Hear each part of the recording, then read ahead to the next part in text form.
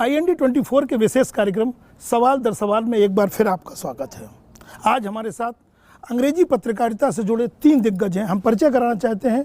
आदरणीय रशीद किदवई जी हैं जो टेलीग्राफ से जुड़े हुए हैं, और सुचांदना गुप्ता जी हैं जो टाइम्स ऑफ इंडिया से, और आदरणीय दीपक तिवारी जी हैं जो द वीक से हैं, और उन्होंने पुस्तक लिखी है राजनीति नामा। और बताना भूल गए हैं, रशीद किदवई जी ने भी कांग्रेस के पूरे उतार चढ़ाव को देखते हुए 24 अकबर रोड पे एक पुस्तक लिखी है।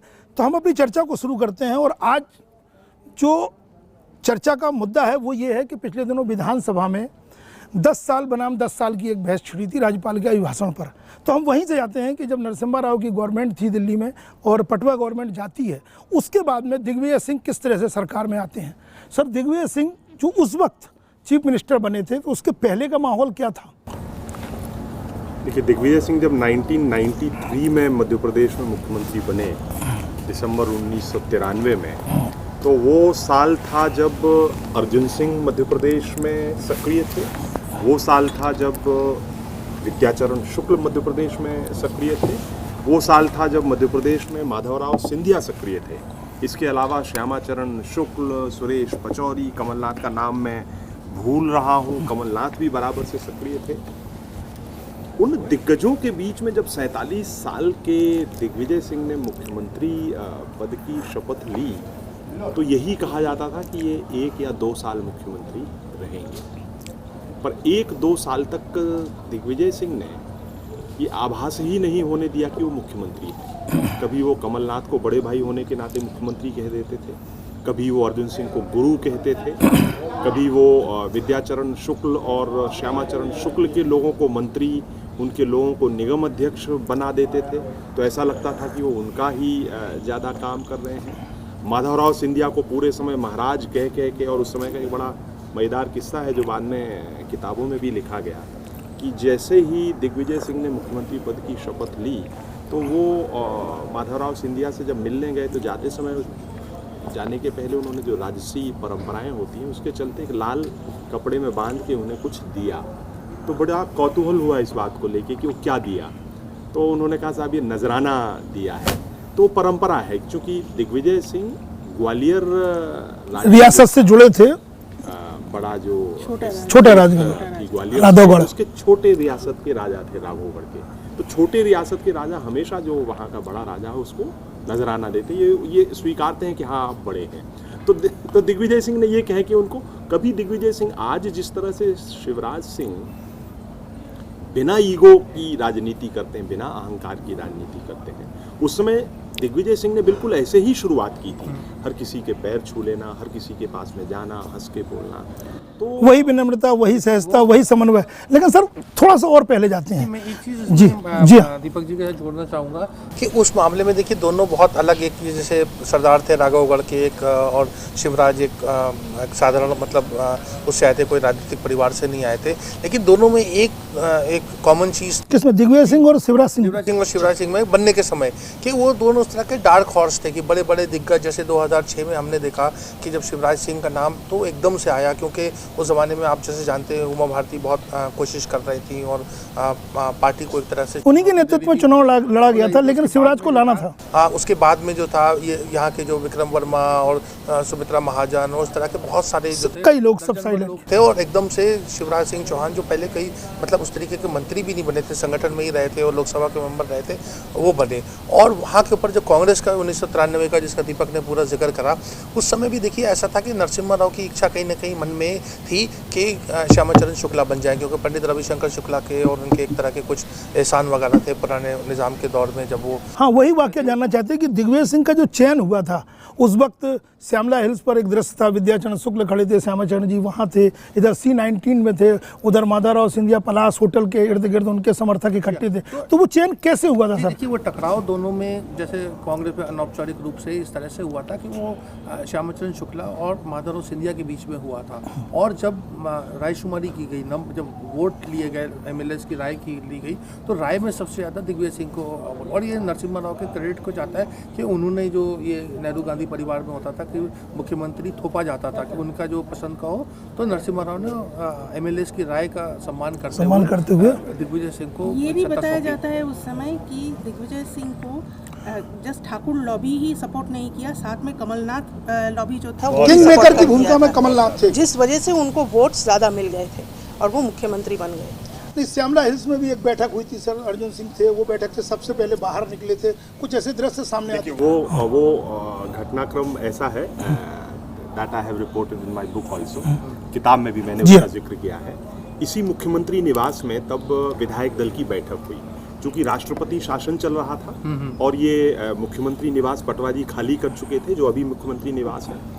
तो चूंकि सरकार जब एक बार बहुमत में आ गई कांग्रेस की, तो कोई फिर दिक्कत भी नहीं रही, उन्होंने कहा ठीक है विधायक दल की बैठक यहीं पे होगी। तो सीएम हाउस में जो ऊपर का जो कक्ष है, कमरा है, जहाँ पर डाइनिंग हॉल है, बड़ा सा हॉल है, वहीं पर बैठक हुई। और जब वहाँ पर बैठक हुई तो शुरू से अर्जुन सिंह इस बात के लिए, जो उनकी पब्लिक पॉस्चरिंग थी, हालांकि वो आज भी बड़ा कन्फ्यूजन का विषय है कि क्या सचमुच में अर्जुन सिंह सुभाष यादव को ही मुख्यमंत्री बनाना चाहते थे या दिग्विजय सिंह के लिए बनाना चाहते थे। पर मेरा ऐसा मानना है, क्योंकि जिस तरह की राजनीति अर्जुन सिंह की रही है और जिस तरह से जो दिग्विजय सिंह का एटीट्यूड अर्जुन सिंह के प्रति रहा है, जो दिग्विजय सिंह का अर्जुन सिंह के प्रति बाहर से जो कुछ भी आदमी कुछ भी कहे, लेकिन कभी भी वो कोई बहुत ही गुडी गुडी वाले संबंध नहीं थे। नहीं, लेकिन जैसे रशीद जी ने कहा कि नरसिम्हा राव का सॉफ्ट कॉर्नर, तो उसमें क्या हुआ कि अर्जुन सिंह ने कहा, जब अर्जुन सिंह छोड़ के जा ही रहे थे, वो दिल्ली की राजनीति वैसे ही तब तक करने लगे थे, समझ चुके थे, तो वो चाहते थे कि मध्य प्रदेश में मैं एक पहली बार ओबीसी चीफ मिनिस्टर बनाऊं। तो इसके लिए उन्होंने कहा कि मुझे वहां पर अपनी बात रखने दो, फिर आप लोगों को मुख्यमंत्री जिस किसी को भी बनाना, जब ये तय हो। ये बात किसने? अर्जुन सिंह ने। अर्जुन सिंह ने कही। तो अर्जुन सिंह उस विधायक दल की बैठक में गए, उन्होंने भाषण किया और फिर कहा कि क्यों ओबीसी को मध्य प्रदेश में मुख्यमंत्री बनाया जाना चाहिए राजनीति की दृष्टि से। और चूंकि वो विधायक दल के सदस्य नहीं थे, ना ही पर्यवेक्षक थे, तो इसलिए उन्होंने इतनी अनुमति मांगी और भाषण देके वहां से निकल आए। उसके बाद में जब वोटिंग हुई, और वोटिंग होने के बाद में एक व्यक्ति था जो गैर विधायक पूरी उस बैठक में मौजूद था, और वो धोखे से ही मौजूद था। वो इसलिए मौजूद था, कौन था वो व्यक्ति? दिग्विजय सिंह के निज सचिव राजेंद्र रघुवंशी, क्योंकि दिग्विजय सिंह की बड़ी बेटी की शादी भी उसी समय थी। जिस दिन ये विधायक दल के नेता चुने गए, मुख्यमंत्री बने, उसके 3 दिन बाद उसकी शादी थी। तो दिग्विजय सिंह को लगा कि सभी विधायक वहां पर आएंगे तो कार्ड भी लेते चलो, वहीं क्यों ही दे देंगे, इसलिए राजेंद्र वहां मौजूद थे, लेकिन मौजूद थे। तो ये वहां पर जो उनके छोटे भाई है लक्ष्मण सिंह, उनके साथ में जाके चुपचाप पीछे बैठ गए।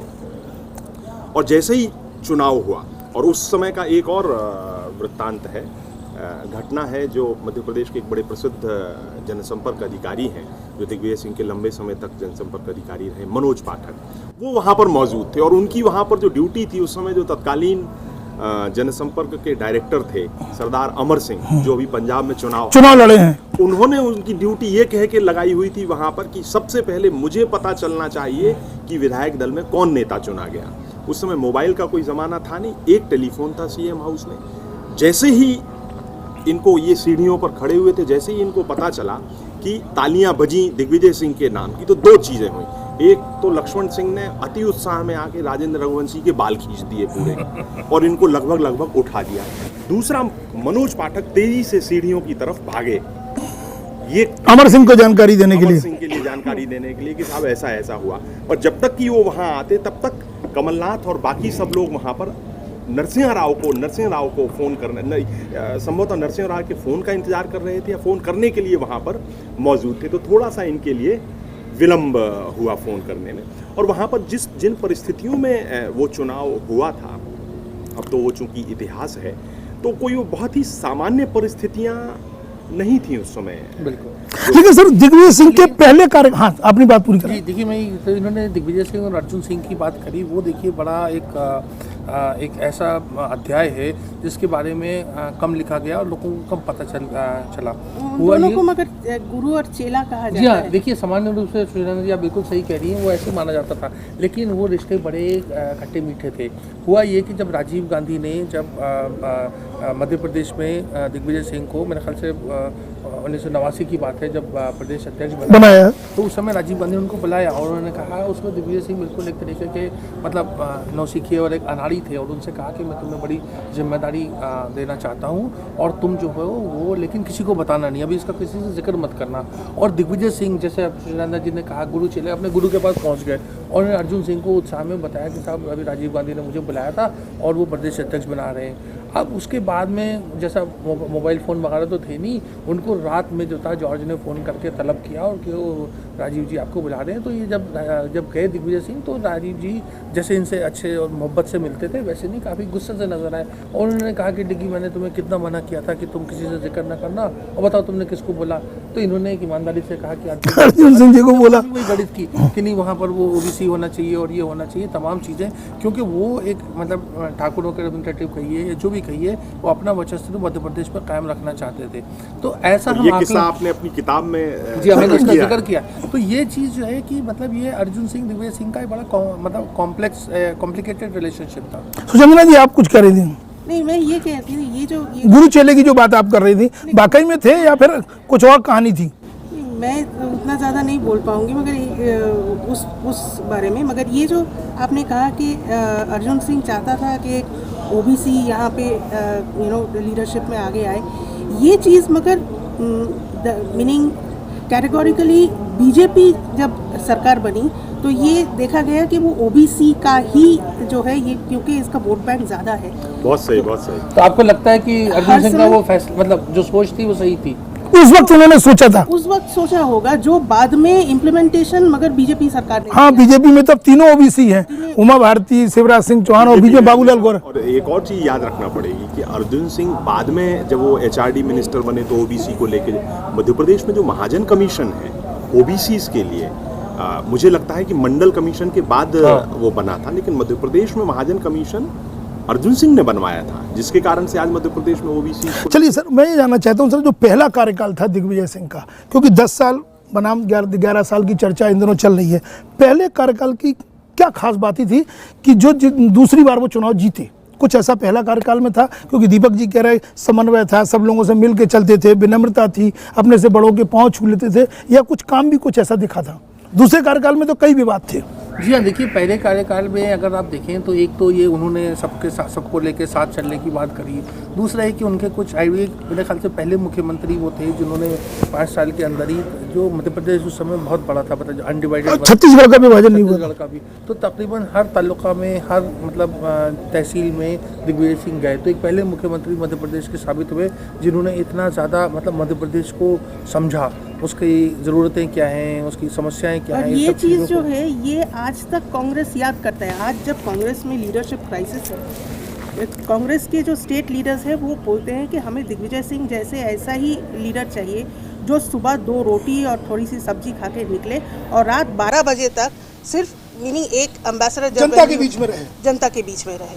देखिए विदेश यात्राएं बहुत कम करी उस पहले कार्यकाल में, उस तरह का तो जनसंपर्क मतलब सघन बहुत ज़्यादा वो करते कि यहाँ पर भी उनमें और शिवराज सिंह चौहान में एक समानता नज़र आती है। बैकग्राउंड मेरे से मैंने पहले कहा बहुत अलग अलग था, लेकिन जनता से जुड़ने की मतलब एक लला ख्वाहिश, एक जनता के बीच में रहते थे। सर दीपक जी बहुत एंजॉय करते थे। दीपक जी, कमजोर विपक्ष का फायदा पहले कार्यकाल में मिला है या फिर वो बाद में जो कहते थे कि विकास से चुनाव नहीं जीता जाता, उस पर बाद में आते हैं अपन, लेकिन क्या उस वक्त जो विपक्ष था, उस वक्त सदन में जो ये आप देख रहे हैं पुरानी विधानसभा जब तक उसमें वहां पहुंचे थे, उस वक्त सीन क्या था विपक्ष और सत्ता पक्ष के बीच में? देखिए मुझे लगता कि दिग्विजय सिंह को कमजोर विपक्ष तो कभी नहीं मिला। मध्य प्रदेश में विपक्ष के तौर पर भारतीय जनता पार्टी हमेशा से सशक्त रही है। हाँ, विभाजित विपक्ष जरूर था दिग्विजय सिंह के कैसे? विभाजित इसलिए था क्योंकि मध्य प्रदेश में जो भारतीय जनता पार्टी में जो 2 कैंप चलते थे उस वक्त, पटवा ठाकरे ग्रुप और दूसरा कैलाश जोशी या अन्य लोगों का ग्रुप, जिसमें सकलेचा कह लीजिए या यूं कह लीजिए कि ठाकरे ग्रुप और खंडेलवाल ग्रुप, प्यारेलाल खंडेलवाल वाला जो ग्रुप था। तो भारतीय जनता पार्टी का जो विपक्ष था उसमें, जिस तरह से आज कांग्रेस का विपक्ष विभाजित है, इसी तरह से उस समय बीजेपी का विपक्ष है। कौन से नेता थे सर उस वक्त प्रदेश अध्यक्ष या नेता प्रतिपक्ष में? गौरीशंकर शेजवार थे, विक्रम वर्मा थे? नहीं, विक्रम वर्मा तो खैर अब बुजुर्ग हो गए, शेजवार तो उस समय 2nd लाइन के लीडर थे, और पर पटवा कैंप के सबसे आक्रामक जिसको कहें कि सिपाह सलार माने जाते थे। उसके अलावा जो छत्तीसगढ़ से जो विधायक आते थे, लखीराम अग्रवाल, वो अपने आप में खासे पावरफुल हुआ करते थे। कई बार स्थितियां ये होती थी कि जो लीडर ऑफ अपोजिशन होता था, विक्रम वर्मा से दिग्विजय सिंह के जो संबंध थे वो जग जाहिर संबंध थे। इवन पटवा जी से भी दिग्विजय सिंह के जो संबंध थे वो बड़े मधुर कई बार होते। हालात ये हुए कि 1996 में 96 ही था वर्ष, जब भारतीय जनता पार्टी की राष्ट्रीय कार्यकारिणी की बैठक भोपाल में आयोजित हुई। अटल बिहारी वाजपेयी जी भी आए थे। अटल जी भी आए। केंद्र से सत्ता से हट चुके थे। अटल जी प्रधानमंत्री थे संभवतः उस समय, तो पोस्ट 96। हाँ, ये 98 की बात है। हाँ, तो दिग्विजय सिंह ने मुख्यमंत्री होने के नाते जब इतने सारे बड़े नेता आए थे तो उन्होंने एक डिनर आयोजित किया अशोका होटल थे सर, प्रधानमंत्री थे तब। प्रधानमंत्री अटल जी प्रधानमंत्री थे तब। तो भोजन जब आयोजित किया वहाँ पर, तो प्रोटोकॉल के हिसाब से, शासकीय प्रोटोकॉल के हिसाब से केंद्रीय नेताओं को एक जगह और बाकी नेताओं के लिए एक जगह रख दिया गया। तो उसमें मध्य प्रदेश के बहुत सारे नेता अटल जी और उनके साथ में, तो उसी पर राजनीति दिग्विजय सिंह ने मध्य प्रदेश की 2 महीने तक चलाई कि कैसे भारतीय जनता पार्टी के नेता लोग मुख्यमंत्री निवास आ गए। मुख्यमंत्री निवास नहीं, वही अशोका होटल हुआ था।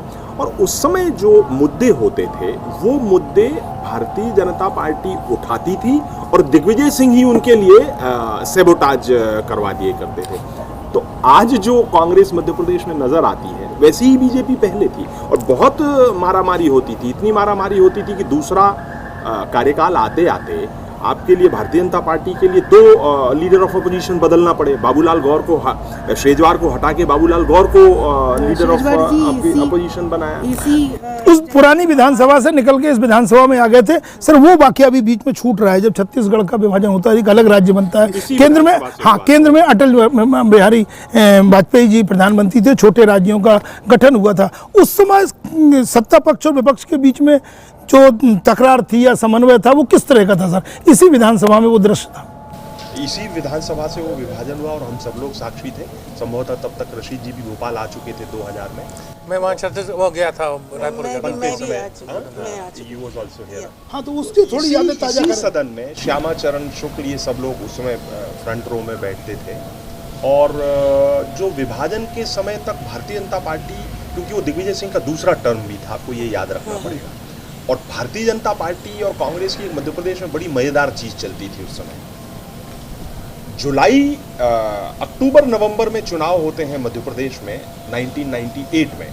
हर आदमी कहता है कि दिग्विजय सिंह हार जाएंगे, दिग्विजय सिंह हार जाएंगे, कांग्रेस हार जाएगी। और दिग्विजय सिंह सत्ता में वापस आ जाते हैं, छत्तीसगढ़ से बहुत सारे विधायक चुन के। उसके 6-7 महीने बाद लोकसभा के चुनाव होते हैं जुलाई में।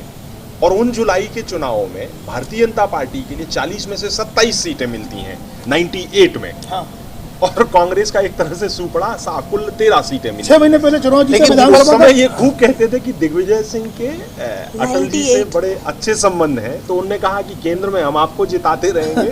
देखिए, ये बात भी कही जाती थी, क्योंकि जो दिग्विजय सिंह का जो पहले टर्म था उसमें कांग्रेस के ऐसी 20 से ज़्यादा एमपीज थे। तो क्या हुआ, वो एमपीज का बड़ा दिग्विजय सिंह के ऊपर दबाव रहता था। वो एक कमेटी बनती थी और तमाम उनकी चिट्ठियों पत्रियों का जवाब देने के थे। तो क्या कहा यह जाता है ऐसा राजनीतिक गलियारों में कि वो दिग्विजय सिंह इतना मतलब नाराज़ हो गए और परेशान हो गए ये एमपीज के बार बार इंटरफेरेंस है हर मामले में, ट्रांसफ़र, पोस्टिंग, तमाम चीज़ों में, कि उन्होंने कहा कि नहीं, अब अपने भरोसे जो जीत सके तो जीते। तो वो सिर्फ जो खड़े मतलब जैसे सिंधिया जी हैं या कमलनाथ हैं, इस टाइप के लोग ही जीत पाए और बाकी कांग्रेस के लोग हार गए। अर्जुन सिंह जी भी हार गए। अर्जुन सिंह जी वो तो एक तिवारी कांग्रेस बीच में बन गई थी, उसमें देखिए दिग्विजय सिंह ने भी बड़ी भूमिका। और मुझे लगता है कि इतिहास बिल्कुल दूसरा होता तिवारी कांग्रेस का अगर जो वो नरसिम्हा राव से क्षुब्ध होकर जो अर्जुन सिंह बड़ी बनाई थी। ठीक करिए, अर्जुन सिंह 2 चुनाव कांग्रेस से रहते हुए हारे, सतना से और होशंगाबाद। सरताज सिंह ने हराया था उधर, हरवाया तो दिग्विजय सिंह ने था, ऐसा कांग्रेस में ऐसी मान्यता है। अजीत जोगी ने मुझे एक बार बोला, कहने लगे, मैंने कहा आपका तो अच्छा चला, कहने लगे अरे मैं क्या करूं, वो दिग्विजय सिंह आ गए वहाँ आके 3 दिन बैठ गए तो मैं कैसे जीतता, मतलब शेडोल से। तो फिर सुचंद्रा जी, जो आपकी बात गुरु चेले की है, फिर वही बात आती है कि अगर चेला गुरु के इस तरह से राजनीति चल रही थी तो फिर वो गुरु चेला कैसे? नहीं, गुरु चेला का जो है एक्चुअली ये कहा जाता है कि उनका जो फैक्शन है, ये ठाकुर लॉबी जो है, जब लॉबी, क्योंकि ठाकुरों का जो है कांग्रेस में बहुत दबदबा रहती है यहाँ पे, और रहा है और अभी भी है। अब जब अर्जुन सिंह भी नहीं है, अभी भी आप देखिए जब Ajay Singh ji leader of opposition बनते हैं तो ये माना जाता है कि दिग्विजय सिंह जी ने ही करवाया। तो बेसिकली ये गुरु चेला का जितने भी झगड़ा हो, जितने भी क्लैश हो या जितने भी जो भी हुआ होगा, पर ultimately they were all together और आज भी एक साथ ही हैं। इस बात पे बाद में आएंगे क्योंकि नेता प्रतिपक्ष अजय सिंह बने हैं तो उनके पुत्र जयवर्धन जी भी अब लाइन में हैं, तो हो सकता है इस डिसीजन में कितना उनको एक दूसरे को साथ मिला। लेकिन जो दूसरा कार्यकाल था दिग्विजय सिंह का, दो चर्चाएं बहुत थीं। एक ये पुरानी विधानसभा में कार्यक्रम हुआ था दलित एजेंडा, और एक चरनोई की भूमि का विवाद बहुत था। उसी से निकला। हाँ, तो वो ये दोनों जो विवाद थे वो बाद में क्या यही वो कारण थे कि वो चुनाव नहीं जीत पाए या कोई और कारण थे, और इसका उनको लाभ क्या मिला? बड़े बड़े दिग्गज आए थे, कई यूनिवर्सिटी से बड़े जानी मानी हस्तियों ने आके वो थोड़ा सा याद ताजा करें दीपक जी। देखिए दलित एजेंडा तो 2002 में हुआ था। 2002 में बिल्कुल चुनाव के 2002 जनवरी चुनाव से ठीक पहले आखिरी में ही हुआ था। मतलब यही समय कह सकते हैं लगभग जैसे अभी हमारे लगभग 1.5 साल के बाद में जो चुनाव है, और उस चुनाव दलित एजेंडा दिग्विजय सिंह ने, मैं यूँ कहूँगा कि राजनीतिक रूप से वो बिल्कुल गलत नहीं थे, लेकिन बात तक जो दिग्विजय सिंह के भीतर जो सच बोलने का जो भूत सवार हो गया था, क्योंकि राजनीति में सफल वही लोग होते हैं जिनको सच बोलने का भूत सवार ना हो। यही कारण है कि पत्रकार लोग राजनीति में कभी सफल नहीं हो पाते, क्योंकि उनका धंधा ही सच बोलने का होता है। तो जब वो सच ज़्यादा बोलने लगे, ये कहने लगे कि चुनाव मैनेजमेंट से जीते जाते हैं, जब वो ये कहने लगे कि मुझे सवर्णों के वोट नहीं चाहिए, तो गलत नहीं कहते थे। अगर दलित सचमुच में मध्य प्रदेश में कांग्रेस के लिए वोट करते, जो उनका बड़ा आधार था, तो शायद इतनी बुरी दुर्दशा नहीं होती। पर दलितों ने भी उनको वोट नहीं किया, क्योंकि जो उन्होंने दलित राजनीति, जो दलित चेतना जगाई मध्य प्रदेश में, इसलिए जगाई कि बहुजन समाज पार्टी मध्य प्रदेश में ना अंदर घुस पाए, और उनके खासतौर से जो अधिकारी हुआ करते थे कुछ उनके दबाव में, अमर सिंह थे, बैरवा साहब थे, उनके दबाव में, या यूं कह सकते हैं कि उनके परामर्श से एक कार्यकाल पूरा हो चुका था, दूसरे में कुछ नए प्रयोग करना था। उनका ये भी था कि second term of Digvijaya Singh जो था उसमें देयर वर स्टार्क लैप्सेस था, जैसे कि बिजली, सड़क, पानी। जी हाँ, उसी पे आ रहे थे। ये जो है ये कभी उनकी प्रायोरिटी में रहा ही नहीं। वो कहते थे कि विकास से चुनाव नहीं जीता जाता। तो मगर ये जब एंटी दिग्विजय वेव वो उनको लगा कि अभी हो रहा है, तो वो कंसोलिडेट करना चाह रहा था कुछ votes for as the Congress का वोट बैंक। इसमें ये था, इसी से निकला दलित एजेंडा। दलित्स के 15% votes plus 19% votes of tribals एक साथ करके उसमें से फिर निकला चारनोई ज़मीन। चारनोई की ज़मीन डिस्ट्रीब्यूट किया जाएगा, मगर ये ज़मीन जब डिस्ट्रीब्यूशन में करप्शन निकले, डिस्ट्रीब्यूशन में चारनोई की ज़मीन यूजुअली फर्टाइल नहीं होता, तो उसमें जो है आप खेती बाड़ी नहीं कर सकते। तो इसमें बहुत सारे डिस्प्यूट्स भी है जो उनके खिलाफ गए। दलित एजेंडा और चरनोई की बात चल रही है। मेरा जो मैंने दूर से देखा ये सब चीज़ें घटनाएं, मुझे लगता है कि इसमें दिग्विजय सिंह का मतलब कथनी और करनी में बड़ा अंतर था। उनकी नीति और नियत में बड़ा फर्क, मतलब सोच कुछ और थी। देखिए सिर्फ वोट खींचने की क्या होता है, जनता आज बहुत जागरूक है। हम कोई भी चुनाव, मतलब वोट बैंक का ही तरीका था वो दलितों के प्रति, जैसा हमने अर्जुन सिंह का जिक्र किया और ओबीसी के उनका प्रेम जो था, लेकिन वो प्रेम उस तरीके का ग्राउंड पे नहीं नजर आया। एक तरीके से दिग्विजय सिंह का दलित, उसमें हो सकता है कि जैसे दीपक जी ने उल्लेख किया कि ब्यूरोक्रेसी क्या, जो इनसेंसिटिव ब्यूरोक्रेसी, हाँ, वो दबाव था, जो अपना पूरा पुलिस का जो सिस्टम है, जो काम करने का तरीका है सामान्य प्रशासन का, वो दलितों के फेवर में नहीं था। दलितों को कोई उल्टी उनकी समस्याएं खड़ी हो गई कि झगड़े बहुत बढ़ गए, सामाजिक तनाव बहुत बढ़ गया, उनके खिलाफ उस तरीके का हिंसा के केसेस ज़्यादा होने लगे और मिला कुछ नहीं। और दिग्विजय सिंह उसमें सिर्फ मूक दर्शक बने रहे कि वो ज़बानी जमाखर्च बहुत की, उन्होंने बातें करते थे फैशनेबल। दिल्ली में हमें उन्हें कहा सपनों का सौदागर, और इस तरह के उनको बहुत सारे दलित वोट बैंक उनके हाथ आया और जो था वो भी हाथ से निकल गया। और उसमें जो था, तो उसका जो था उन्हें खमियाजा बाद में भुगतना पड़ा, क्योंकि देखिए लोगों में एक पूरा एक वैसा निज़ाम बन जाता है। कुछ लोग बहुत करीब आ जाते हैं, कोटरी बन जाती है सब। हाँ, ये इसी चर्चा को आगे बढ़ाएंगे। देखिए बाद में दिग्विजय सिंह ने हारने के बाद में एक बार हमसे किसी जिक्र में कहा था, उन्होंने कहा कि देखो सत्ता एक ऐसा चश्मा होता है, इसमें सब हरा हरा नजर आता है। मैं जब जाता था मुझे लगता था कि लोग बहुत खुश हैं, और बाद में तो अंतिम मतलब चुनाव से पहले तो पत्थर तक मारने लगे थे, झूठ बोलने लगे। याद आया क्योंकि आपने बताया ये एग्जैक्टली 2003 के इलेक्शन के ठीक आगे है, विदिशा में प्रवीण टोगाड़िया जी का वीएचपी का एक कार्यक्रम हुआ था। कार्यक्रम था। तो इसमें हम खुद क्योंकि गए थे, हमने देखा कि मार्केट प्लेस था, मार्केट प्लेस पे खचाखच लोग भरे हुए थे एकदम, मीनिंग बिल्डिंग्स के छत पे से भी लोग देख रहे थे, मीनिंग बहुत भीड़। दिग्विजय सिंह के पास इंटेलिजेंस का रिपोर्ट आया, साहब 400 लोग ही थे, और जबकि आप मौके पे मौजूद हैं और खचाखच भी। और मैंने उनको ये बात एक प्रेस कॉन्फ्रेंस में कही कि आपके पास मीनिंग गलत रिपोर्ट्स आ रहे हैं, क्योंकि हम वहाँ थे, हमने देखा है कितने लोग वहाँ थे। जो बात रशीद जी कह रहे हैं कि फीडबैक सही उन तक नहीं पहुंच पा रहा था, चश्मा जो हरा हरा सब कुछ दिखता तो सर जब चुनाव हुआ था 2003 वाला, तब भी मुख्यमंत्री निवास पर सूची बन रही थी कि आपकी इतनी सीटें आ रही हैं, वही अधिकारी थे, तब भी वो नहीं समझ पा रहे थे कि आखिर जो खुफिया सूचनाएं हैं वो वाकई में कितनी दमदार हैं। उन्होंने ये कहा था मैंने गूगली फेंका है, हाँ, भाजपा को गूगली फेंका है, मगर गूगली उन्हीं पे फेंक चुका था। हेड विकेट हो गए कह सकते हैं। दिग्विजय सिंह को समझ में नहीं आ रहा था कि 10 साल के मुख्यमंत्री। देखिए उनको सब समझ में आ रहा था। मैं उनकी मतलब जो राजनीतिक कौशल योग्यता उसको कोई भी आदमी मतलब नकार नहीं सकता है। बात ये थी कि दिग्विजय सिंह अपने जो ब्यूरोक्रेट्स को बहुत ज़्यादा डिपेंडेंट हो गए थे। देखिए प्रोजेक्ट्स वो सारे थे, सारे प्रोजेक्ट डिले हो गए और बाद में आई इस सरकार के बनने, क्रेडिट भाजपा को मिली। हाँ, दूसरी सरकार को फायदा हुआ और आज भी उसी लाइन को आगे बढ़ रहे हैं। वो तमाम चीज़ों का फायदा हुआ। तो दिग्विजय सिंह उसमें थोड़ी मतलब मात खा गए। उन्हें लगा कि वही मैनेजमेंट से, मैं जुगाड़ से ये इस तरह से मैनेज कर लूँगा, वो कर लूँगा। और बहुत ज़्यादा मैं आपको बताऊँ, एक बड़ा मैं आपको छोटी सी बताऊँगा कि बड़ी मेरे लिए बड़ी दिलचस्प घटना थी। वो उसी समय में आया था और दिग्विजय सिंह जब चुनाव से वोटिंग हो चुकी थी और वो कोई दिल्ली से पत्रकार आए थे, तो हम दोनों को वो सीएम हाउस से लेकर वो वहाँ के ऊपर कस्तूरबा अस्पताल में, यानी कस्तूरबा में वो जेपी हॉस्पिटल में गए, गाड़ी में बैठ के हम बात कर रहे थे। और वहाँ उस ज़माने में आपको याद होगा बाबूलाल गौड़ का एक एक्सीडेंट हो गया था, तो बाबूलाल जी वहाँ हॉस्पिटलाइज थे, उनको देखने गए थे। फिर वो तो अब दिग्विजय सिंह तो तेज आगे चले गए, हम पीछे आ रहे थे, एक महिला पत्रकार थी। और उसके बाद में जो मैंने जो दृश्य देखा वो बड़ा मेरे लिए अनूठा था। और वहाँ मैंने देखा कि बाबूलाल गौड़ साहब ने दिग्विजय सिंह का हाथ पकड़ा और बोला कि भाई साहब आप सब संभाल लोगे।